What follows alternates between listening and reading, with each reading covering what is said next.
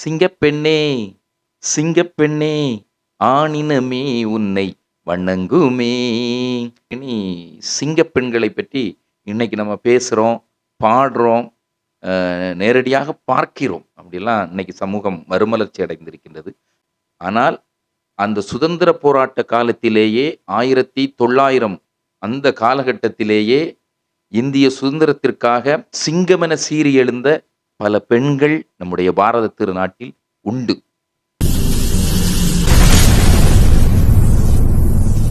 சுதந்திர போராட்டத்திலே ஆண்களுக்கு பெண்கள் கொஞ்சம் கூட சளைத்தவர்கள் இல்லை என்ற அளவிற்கு போர்க்களத்திலே நேரடியாக நின்று, சுதந்திர போராட்ட களத்திலே நேரடியாக நின்று ஆங்கிலேயனை நேருக்கு நேர் எதிர்த்த பல பெண்களும் இந்த மண்ணில் உண்டு. அதுதான் வீரம் விளைஞ்ச மண்ணு. பெண்ணுன்னு சொன்னா புலி மாதிரி சீரக்கூடிய, சிங்க மாதிரி சீரக்கூடிய பெண்கள் அந்தைய காலகட்டத்திலேயே இருந்தாங்க அப்படிங்கிறது தான் உண்மை. உதாரணமாக நம்ம எல்லாம் அறிஞ்சிருப்போம். தேசத்தந்தை காந்தியடிகள் அவர்கள் சொல்லுவாங்க, எனக்கு இந்த போராட்ட குணத்தை, அப்படி ஒரு துணிச்சலை, அப்படி ஒரு தைரியத்தை, அப்படி ஒரு சகிப்புத்தன்மையெல்லாம் எனக்கு உருவாக்கி தந்தது, தியாகத்தை, இதுக்கெல்லாம் எனக்கு முன்மாதிரியாக இருந்தது ஒரு பெண். அந்த பெண் யார் அப்படின்னு சொன்னா தில்லையாடி வள்ளியம்மை அப்படிங்கக்கூடிய தமிழ்நாட்டை சார்ந்த ஒரு பெண். அதனால அவர் தமிழகத்திற்கு வரும்போது அவர் முதலாக போய் பார்க்கணும்னு ஆசைப்பட்ட ஊரும் அந்த தில்லையாடி அப்படிங்கக்கூடிய ஊரும். இப்போ ஆங்கிலேயன் ஒரு முறை அவருக்கு முன்னாடி துப்பாக்கியை நீட்டி சுட்டு விடுவேன் உன்னை இங்கேருந்து போகலன்னா அப்படிங்கிறது மாதிரி துப்பாக்கியை நீட்டுகின்றான். இந்த நேரத்தில் அப்படி சிங்கமென சீறி தில்லையாடி வள்ளியம்மை அந்த கூட்டத்துக்குள்ளேருந்து வராங்க. காந்தியடிகளுக்கு முன்னாடி அவரை மறைச்சு போய் நின்றுக்கிட்டு, முதல்ல என்ன சுடு, என்னை கொன்னுக்கிட்டாதான் நீ என் தலைவனை சுட முடியும், எங்கள் தந்தையை சுட முடியும் அப்படின்னு சொல்லி அவ்வளவு தைரியமாக அந்த தில்லையாடி நின்னதை பார்த்து காந்தியடிகளும் அசந்து போனார். ஆங்கிலேயனும் அப்படியே மலைத்து போய் அப்படி நின்னானா. அந்த அளவிற்கு போராட்ட குணம், அந்த அளவிற்கு வீரம் அன்னைக்கே பெண்களிடமும் இருந்தது அப்படிங்கிறது தான் உண்மை. அப்புறம் பார்த்தீங்கன்னா ஜான்சி ராணி வேலு நாச்சியார், அதுக்கு முன்னாடி மன்னர் காலகட்டத்தில் ஜான்சி ராணி வேலு நாச்சியார், எத்தனையோ பெண்கள் இந்த நாட்டிற்காக நேரடியாகவே களத்துக்குள் நின்று போராடி இருக்கின்றார்கள். அந்த அளவில் மிக முக்கியமாக நாம் நினைவில் வைத்து போற்றப்பட வேண்டியவர் யார் அப்படின்னு சொன்னா நீரா ஆர்யா அப்படிங்கக்கூடிய உத்தரப்பிரதேச மாநிலத்தை சார்ந்த அந்த அம்மாவை நம்ம ஒரு காலம் கூடாது, மறக்க முடியாது. ஏன்னு சொன்னா நம்ம ஆண்கள் வீர சாவர்கரை படிக்கிறோம். அவர் அந்தமான்ல மிகப்பெரிய கொடுமைகள் எல்லாம் அந்தமான் சிறையில் சந்தித்தார், சித்திரவதைக்கு உள்ளாக்கப்பட்டார், மனம் அதனால் பித்து பிடித்து பேதலித்து அந்த அளவிற்கு கொடுமையை அங்கு அவருக்கு இழைக்கப்பட்டது அப்படியெல்லாம் நம்ம படிச்சிருக்கோம். ஆனா அதே மாதிரி அவரே மாதிரியே அந்தமான் சிறைக்கு கொண்டு செல்லப்பட்டு மார்பகங்கள் அறுக்கப்பட்டு சொல்லொன்னா சித்திரவதைகளுக்கு ஆளாகி மனம் பித்து பிடித்து பேதலித்து கடைசியில இந்தியாவுக்கு திரும்பிய ஒரு பெண்ணும் உண்டு. அந்த பெண்ணினுடைய பெயர் தான் நீரா ஆர்யா. பெரிய செல்வ செழிப்பு மிக்க பாரம்பரிய மிக்க குடும்பத்துல அந்த அம்மா பிறந்திருக்காங்க. செல்ல பிள்ளை, பாரம்பரியமான குடும்பம், செல்வ செழிப்பு. அவங்கள படிக்க வைக்கிறாங்க, கல்கத்தாவில் படிக்க வைக்கிறாங்க. அப்புறம் திருமண வயது வரும்போது இவங்களை ஒருத்தருக்கு திருமணம் செய்து கொடுக்குறாங்க. பெரிய குடும்பம் இல்லையா, பெரிய அதிகாரிகளாகத்தான் பார்த்து கல்யாணம் பண்ணி கொடுப்பாங்க. அப்போ இவரை யாருக்கு திருமணம் செய்து கொடுக்குறாங்கன்னா ஆங்கிலேயனுக்கு அவனுடைய ஆட்சியில் போலீஸ் அதிகாரியாக, அவனுக்கு கீழே போலீஸ் அதிகாரியாக, உயர் அதிகாரியாக பணியாற்றக்கூடிய ஒருத்தருக்கு அவங்கள திருமணம் செய்து கொடுக்குறாங்க. அவரோ ஆங்கிலேயனுக்கு கீழே வேலை பார்க்குறாரு, உயர் அதிகாரி. இந்த அம்மாவுக்கும் தேசப்பற்று அதிகம். அதுலேயும் நேதாஜி மீது அந்த இந்திய தேசிய இராணுவத்தில் அந்த அம்மாவுக்கு அளவு கடந்த ஒரு ஈடுபாடு.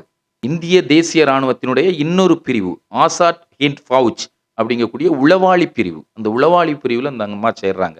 சேர்ந்து நிறைய உளவு செய்திகளை சொல்கிறாங்க. இங்கேருந்து இந்திய தேசிய நேதாஜிக்கு நிறைய ரகசிய தகவல்களை அங்கே பரிமாறப்படுகின்றது. இதை எப்படியோ அவங்களுடைய கணவர் அந்த போலீஸ் உயர் அதிகாரி மோப்பம் பிடிச்சிடுறாரு. அவர் ஒரு திட்டம் தீட்டுகிறார். என்ன செய்கிறாருன்னா அந்த அதிகாரி தன்னுடைய மனைவி நீரா ஆர்யா மூலமாகவே நேதாஜியை ஒரு இடத்துக்கு வரவழைச்சி அவரை சுட்டு கொல்லணும் அப்படின்னு ஒரு திட்டத்தை போடுகின்றார். ஒரு கட்டத்தில் நேதாஜி அவர்கள் அழைக்கப்படுகின்றார். அவர் சுட்டு கொல்வதற்கு தயாராக படை நிற்கின்றது. இந்த அம்மாவுக்கு தெரியாது, நீரா ஆர்யாவுக்கு தெரியாது. ஒரு துப்பாக்கி சூடு அங்கே நடத்தப்படுகின்றது நேதாஜியை கொலை செய்யும் பொருட்டு. ஆனால் அவர் நல்ல வேளையாக தப்பித்து விடுகின்றார். அந்த துப்பாக்கி சூட்டுல நேதாஜி அவர்களுடைய டிரைவர் மரணம் அடைந்தார். இந்த சம்பவம் நடந்த பிறகு அந்த அம்மாவுக்கு கடும் கோபம் வருகின்றது தன்னுடைய கணவன் மீது. கணவன் என்றும் பார்க்காமல் அவர் தன்னுடைய கணவனையே கொலை செய்கின்றார். நாட்டிற்காக, தேசத்திற்காக. ஆங்கிலேயனுக்கு அடிமையாக போலீஸ் அதிகாரியாக இருந்த தன்னுடைய கணவனை தன் கரங்களாலேயே அவர் கொலை செய்கின்றார். விளைவு கைது செய்யப்படுகின்றார். கைது செய்யப்பட்டவரை எங்க கொண்டு போறாங்கன்னா அந்தமானுக்கு கொண்டு போறாங்க. அந்த அந்தமானில் தான் அவர் அத்தனை கொடுமைகளையும், சொல்லொன்னா கொடுமைகள், ஒரு பெண்ணுக்கு என்னென்ன கொடுமைகள் இழைக்கப்படக்கூடாதோ அத்தனை கொடுமைகளையும் அந்தமான் சிறையில் நீரா ஆர்யாவுக்கு இழைக்கப்படுகின்றது. மார்பகங்கள் அறுத்தெறியப்படுகின்றது. தனிமைச் சிறையில் வாடுகின்றார். எவ்வளவோ கொடுமைகளை அனுபவிச்சு அதுக்கு பிறகு சுதந்திரத்துக்கு பிறகு அந்த அம்மா வந்தாங்க, இந்தியாவுக்கு வந்தாங்க. இந்தியாவுக்கு வந்தவங்க தியாகிகளுக்கான பென்ஷன் கொடுத்தாங்க அவங்களுக்கு.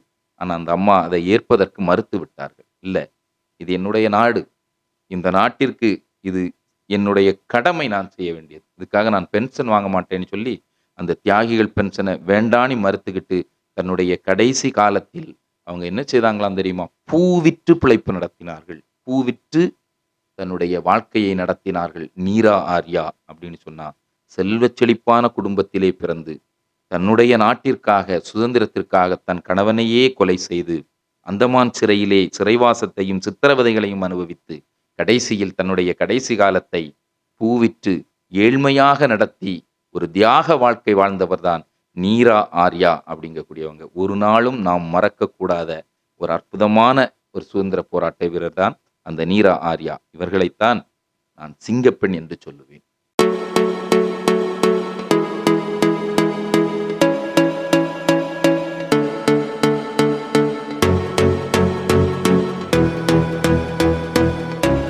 நம்ம தமிழ்நாட்டிலையும் ஒரு அற்புதமான சிங்கப்பெண் இருந்தாங்கங்க. அற்புதமான தியாகம் அது. அற்புதமான தைரியம், நல்ல துணிச்சல் அவங்களுக்கு. யார் அப்படின்னு சொன்னா, இன்னைக்கு நம்முடைய முதல்வர் விஜய் அவர்கள் அந்த சார்ந்திருக்கக்கூடிய அந்த கட்சி தமிழக வெற்றி கழகம், இதுல நிறைய ஆளுமைகளை அவர் காமிச்சாரு. அதுல முக்கியமா அஞ்சலையம்மாள் அப்படிங்கக்கூடிய ஒரு பெண் ஆளுமை இருப்பாங்க. அவங்க தான் அந்த பெண் சிங்கம்.